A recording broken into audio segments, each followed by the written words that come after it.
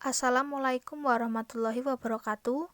Kami dari kelompok 1 akan mempresentasikan hasil diskusi dari kelompok kami, yaitu tinjauan pemrosesan transaksi dan sistem Enterprise Resource Planning.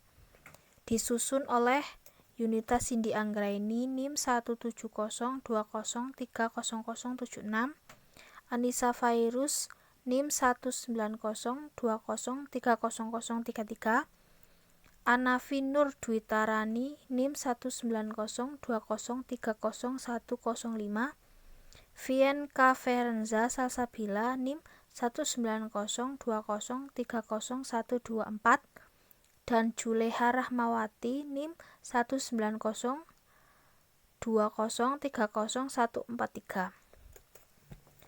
Selanjutnya, pembahasan pemrosesan transaksi siklus pengolahan data.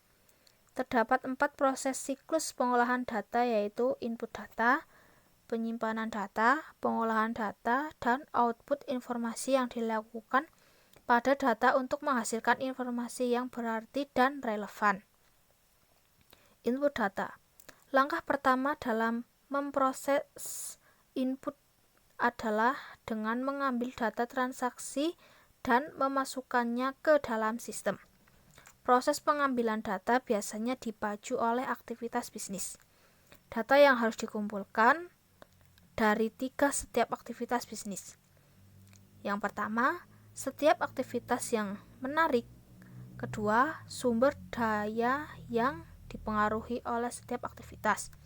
Yang ketiga, orang yang berpartisipasi dalam setiap aktivitas. Selanjutnya, yang pertama, secara historis, sebagian besar bisnis menggunakan dokumen sumber atau source document. Dokumen yang digunakan untuk memperoleh data transaksi pada sumbernya ketika transaksi terjadi. Contohnya meliputi pesanan penjualan, pesanan pembelian, dan kartu absen karyawan. Yang kedua, dokumen turnaround. Turnaround dokumen adalah catatan data perusahaan yang dikirim pihak eksternal dan kemudian dikembalikan ke sistem sebagai input. Dokumen turnaround ada dalam bentuk mesin yang dapat dibaca untuk mempermudah pemrosesan selanjutnya sebagai catatan input. Contohnya adalah tagihan utilitas. Yang ketiga, otomatis data sumber adalah mengumpulkan data transaksi dalam bentuk yang dapat dibaca mesin pada waktu dan tempat asalnya. Contohnya terminal, poin penjualan, dan ATM. Saya, Anissa Fairuz, akan menjelaskan mengenai penyimpanan data. Penyimpanan data. Agar data berfungsi sebagaimana mestinya, organisasi harus siap dan bisa mengakses data tersebut dengan mudah. Angkutan harus tahu bagaimana mengelola data untuk penggunaan perusahaan secara maksimum. Buku besar berisi ringkasan awal data untuk setiap akun aktiva, kewajiban, ekuitas, pendapatan, dan beban organisasi. Buku besar pembantu berisi data mendetail untuk beberapa akun buku besar dengan banyak sub-akun terpisah. Contohnya, buku besar memiliki akun piutang yang meringkas total jumlah yang dipinjamkan perusahaan kepada semua pelanggannya. Buku besar pembantu piutang memiliki catatan terpisah untuk setiap pelanggan, yang masing-masing berisi informasi detail seperti nama, alamat, pembelian, pembayaran, saldo akun, dan batas kredit. Buku besar pembantu sering digunakan untuk piutang, persediaan, aktiva tetap, dan utang. Buku besar yang digunakan untuk mencatat data secara detail untuk akun buku besar umum dengan banyak sub-akun terpisah seperti piutang, persediaan, dan utang usaha. Akun buku besar umum yang berhubungan dengan buku besar pembantu disebut akun kontrol. Hubungan antara akun kontrol buku besar umum dengan total saldo pada tiap akun buku besar membantu kekuatan data pada siang. Khususnya, jumlah dari semua saldo akun buku besar pembantu yang harus sama dengan jumlah akun kontrol buku besar yang terkait. Teknik pengodaan. Pengodean adalah penetapan sistematis dari angka atau huruf pada item untuk mengklasifikasikan dan mengatur item-item tersebut. Dengan kode berurutan, item yang diberi nomor secara berurutan untuk akun setiap sistem. Item yang hilang menyebabkan bedanya urutan numerik. Contohnya, cek yang diberikan nomor sebelumnya, faktur, dan pesanan pembelian. Dengan kode blok dicadangkan untuk kategori data tertentu. Kode grup, dua atau lebih subgrup dari digit yang digunakan untuk kode item sering dalam kaitannya dengan kode blok. Dengan kode mnemonik, huruf dan angka yang diselingi untuk mengidentifikasikan item. Ya, baik. Saya Anafi Nurdwitarani, NIM 105. Saya ingin melanjutkan presentasi yang sebelumnya dibacakan oleh Mbak Anissa. Masih di teknik pengodean. Ada beberapa pedoman berikut yang menghasilkan sistem pengodean yang lebih baik. Kode itu harus konsisten dengan tujuan penggunaannya, yang mengharuskan pembuat kode menentukan sistem yang diinginkan output sebelum memilih kode. Yang kedua, memungkinkan untuk penambahan. Contoh, jangan menggunakan 3 digit untuk kode karyawan dalam perusahaan yang berkembang dengan cepat dengan 950 karyawan. Yang ketiga, sesederhana mungkin untuk meminimalkan biaya, memudahkan penghafalan dan interpretasi, juga memastikan dapat diterima oleh karyawan. Yang keempat, konsisten dengan struktur organisasi perusahaan dan antar divisi perusahaan. Selanjutnya ada bagan akun. Bagan akun merupakan daftar angka yang ditetapkan untuk setiap akun buku besar umum. Angka-angka ini memungkinkan data transaksi dikodekan, diklarifikasikan, dan dimasukkan ke dalam akun yang sesuai. Bagan akun memudahkan laporan persiapan dan laporan keuangan karena data yang disimpan tiap-tiap akun dapat dengan mudah diringkas untuk presentasi. Lalu ada jurnal. Data transaksi seringkali dicatat dalam jurnal sebelum di-entry ke dalam buku besar. Entry jurnal menunjukkan akun dan jumlah untuk didebit dan dikredit. Jurnal umum atau general journal digunakan untuk mencatat transaksi yang tidak sering atau tidak rutin seperti pembayaran pinjaman dan penyesuaian akhir periode dan jurnal penutup. Jurnal khusus atau spesialis jurnal mencatat sejumlah besar transaksi yang berulang seperti penjualan, penerimaan kas, dan pengeluaran kas. Selanjutnya ada jejak audit. Jejak audit adalah jalur transaksi yang dapat ditelusuri melalui sistem pengolahan data dari titik asal ke output final atau mundur dari output final ke titik asal. Jejak audit digunakan untuk mengecek keakuratan dan validitas posting buku besar. Dan untuk menelusur perubahan dalam akun buku besar umum dari saldo awal ke saldo akhir mereka. Selanjutnya ada konsep penyimpanan berbasis komputer. Entitas adalah sesuatu mengenai yang disimpan informasinya seperti karyawan, barang, persediaan, dan pelanggan. Setiap entitas memiliki atribut atau karakteristik khusus yang disimpan seperti tingkat pembayaran dan alamat. Setiap jenis entitas memiliki set atribut yang sama. Jadi, atribut itu sifat nomor identifikasi dan karakteristik khusus dari suatu entitas yang disimpan dalam database. Lalu di konsep penyimpanan berbasis komputer ini ada field, yang dimana field itu porsi data catatan di mana nilai data untuk atribut tertentu disimpan. Contohnya, dalam spreadsheet, setiap baris mempresentasikan pelanggan dan setiap kolom adalah atribut untuk pelanggan. Nah, setiap sel dalam spreadsheet itu adalah field-nya. Nah, seperangkat field itu yang dinilai datanya menjelaskan atribut tertentu dari suatu entitas, seperti semua data penggajian yang terkait karyawan tunggal. Contohnya adalah baris dalam spreadsheet. Lalu ada file. File adalah sekelompok record yang saling berhubungan. File induk atau master file seperti buku besar dalam sistem informasi akuntansi manual, menyimpan informasi kumulatif mengenai organisasi. File induk persediaan dan peralatan penyimpanan informasi mengenai sumber daya organisasi yang penting. File induk pelanggan, pemasok dan karyawan menyimpan informasi mengenai agen yang penting dengan siapa organisasi akan berinteraksi. File induk sendiri bersifat permanen, ada di seluruh periode fiskal. Namun, record file induk mungkin dapat berubah setiap saat. Contoh, saldo akun pelanggan akan diperbarui untuk menggambarkan transaksi, penjualan dan pembayaran yang baru diterima. File transaksi ini berisi record transaksi bisnis yang terjadi selama waktu tertentu. File transaksi tidak bersifat permanen dan mungkin tidak diperlukan selama periode fiskal. Biasanya, file disimpan untuk tujuan sebagai backup. Nah, seperangkat file yang saling bertautan ini disebut database.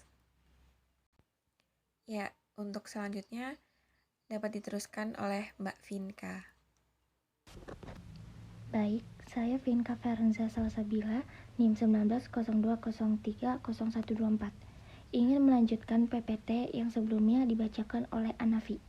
Nah, pengolahan data memiliki 4 jenis aktivitas yang berbeda disebut CRUD. CRUD sendiri singkatan dari creating, reading, updating, dan deleting. Yang pertama, creating, yaitu membuat record data baru seperti penambahan data karyawan yang baru dipekerjakan ke database penggajian. Yang kedua, reading, yaitu membaca, mengambil, atau melihat data yang sudah ada. Selanjutnya, ada updating, yang berarti memperbaharui data yang tersimpan sebelumnya. Pada figur 2 strip 4 di halaman 39 itu menggambarkan langkah-langkah yang dibutuhkan untuk memperbaharui record piutang dengan transaksi penjualan. Dan yang terakhir, deleting, yang berarti menghapus data, membersihkan file induk vendor untuk semua vendor dalam perusahaan yang tidak lagi melakukan bisnis dengan perusahaan. Pembaharuan yang dilakukan secara periodik, misalnya harian, disebut pemrosesan batch. Biasanya digunakan untuk aplikasi seperti penggajian yang tidak perlu pembaharuan terlalu sering dan terjadi secara alami atau diproses pada waktu yang tepat. Pembaruan data pada proses transaksi disebut pemrosesan online real time. Karena pemrosesan ini menjadikan informasi yang disimpan selalu baru yang akan meningkatkan pengambilan keputusan yang berguna. Langkah terakhir pada siklus pengolahan data yaitu output informasi. Informasi biasanya disajikan pada salah satu dari 3 bentuk, yaitu dokumen, laporan, atau respon pertanyaan. Dokumen adalah catatan transaksi atau data perusahaan lainnya. Beberapa seperti cek dan faktur dikirimkan kepada pihak eksternal. Seperti laporan penerimaan dan daftar permintaan pembelian digunakan secara internal. Dokumen dapat dicetak atau disimpan sebagai gambar elektronik di komputer. Contohnya, Toys R Us menggunakan pertukaran data elektronik untuk berkomunikasi dengan pemasoknya. Setiap tahun memproses lebih dari 500 juta faktur secara elektronik. Hal ini akan mengeliminasi dokumen kertas dan mengurangi biaya dan kesalahan secara drastis. Dan juga dapat menghasilkan laba yang lebih besar serta dapat menghasilkan informasi yang lebih akurat. Laporan atau report digunakan oleh karyawan untuk mengendalikan aktivitas operasional dan oleh manajer digunakan untuk membuat keputusan dan untuk merumuskan strategi bisnis. Pengguna eksternal perlu laporan untuk mengevaluasi profitabilitas perusahaan, menilai kelayakan kredit, atau mematuhi peraturan yang disyaratkan. Beberapa laporan seperti laporan keuangan dan analisis penjualan dihasilkan berdasarkan basis reguler. Hal ini yang dihasilkan pada basis pengecualian untuk mendapatkan perhatian kondisi yang tidak biasa. Contohnya, SNS harus memiliki sistem untuk menghasilkan laporan yang menentukan kapan pengembalian produk melebihi persentase penjualan tertentu. Laporan dapat juga dibuat berdasarkan permintaan. Database query atau pertanyaan digunakan untuk memberikan informasi yang diperlukan untuk menyelesaikan masalah dan pertanyaan-pertanyaan yang membutuhkan tindakan atau jawaban yang cepat. Setelah siklus pengolahan data, di sini juga ada sistem Enterprise Resource Planning, yaitu suatu sistem yang mengintegrasikan semua aspek aktivitas organisasi seperti akuntansi, keuangan, pemasaran, sumber daya manusia, manufaktur, manajemen persediaan ke dalam suatu sistem. Sistem ERP bersifat modular, dengan setiap modul menggunakan praktik bisnis terbaik untuk mengotomatisasi proses bisnis standar. Modul ERP biasanya mencakup yang pertama, keuangan atau sistem buku besar dan pelaporan, terdiri dari buku besar, piutang, utang, aktiva tetap, penganggaran, manajemen kas, dan persiapan laporan manajerial dan laporan keuangan. Yang kedua ada sumber daya manusia dan penggajian, terdiri dari sumber daya manusia, penggajian, imbalan kerja karyawan, pelatihan, waktu dan kehadiran, manfaat, dan laporan pemerintah. Yang ketiga ini ada memesan ke kas atau siklus pendapatan, terdiri dari entry pesanan penjualan, pengiriman, persediaan, penerimaan kas, dan perhitungan komisi. Nama saya Juleha Rahmawati, NIM 19020300143, ingin melanjutkan PPT yang sebelumnya dibacakan oleh Vinka.